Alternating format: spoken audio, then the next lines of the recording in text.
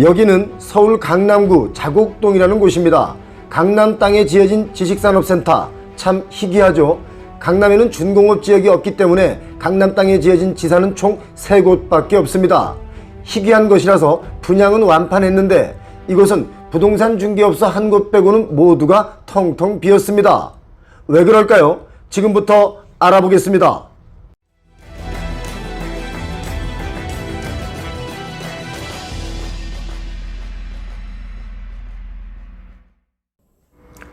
이곳이 텅 빈 이유는 바로 이겁니다.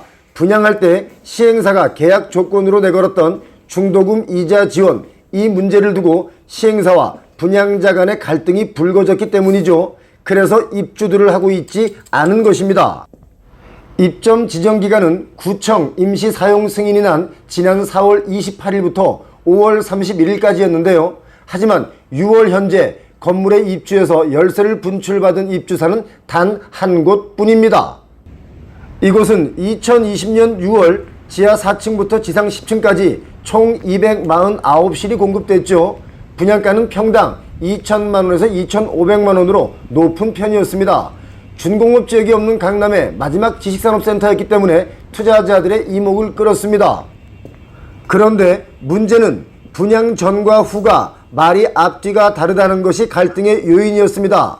시행사는 분양 당시 7차례에 걸친 중도금 이자 지원도 약속을 했고, 분양대행사가 분양자들에게 안내한 설명서에 따르면 계약금 10%만 내면 입주 시까지 분양자들이 부담해야 할 돈은 없다라고 명시되어 있었다고 주장합니다.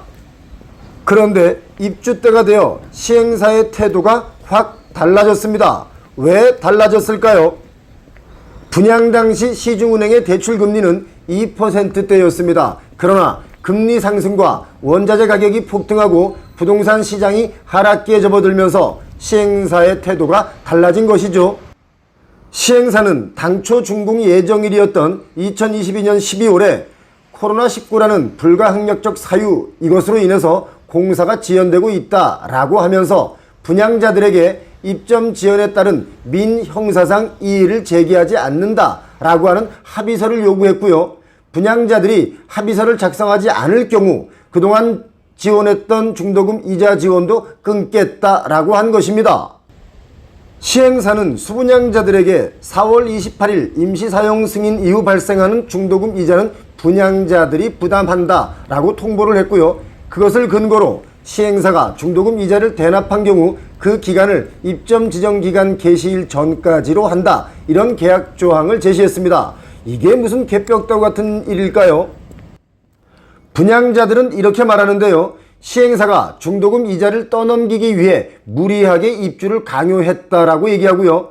소유권 보존 등기도 되지 않은 지식산업센터에 임시 사용 승인만 받아놓고 입점 지정 기간이 개시됐으니 이자 지원을 하지 않겠다라며 일방적인 통보를 했다는 것입니다. 그런데요, 소유권 보존 등기란 것이 무엇이냐면 일종의 출생신고 같은 것입니다. 소유권 보존 등기가 돼야만 건물이 존재한다는 것을 증명할 수 있는 것이죠. 그래서 보존 등기 전까지는 건물을 담보로 잔금 대출을 받을 수도 세입자를 구할 수도 없겠죠. 시행사 측은 이렇게 말합니다. 중도금 대출에 따른 이자는 차주인 본인이 부담하는 것이 당연하나 입주 개시 전까지만 당사가 예외적으로 이자를 대납해 준 것이다 라고 얘기합니다.